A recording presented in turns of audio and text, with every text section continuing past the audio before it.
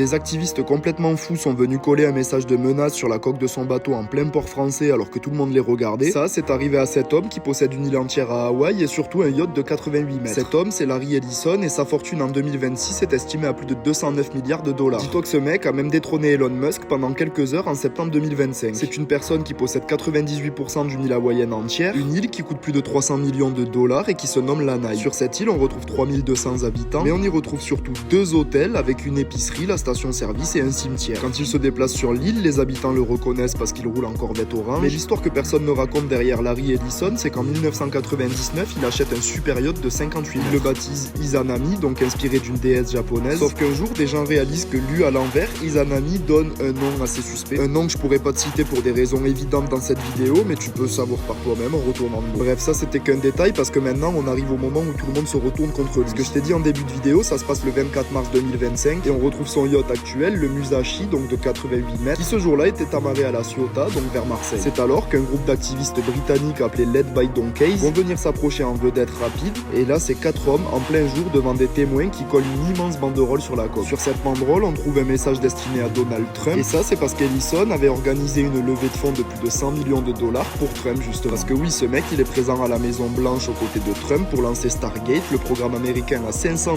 milliards pour l'intelligence artificielle. Dis-toi que cette banderole que les militants sont venus coller est restée plus de 24 heures sur le bateau, et qu'encore aujourd'hui, Ellison n'a jamais répondu publiquement.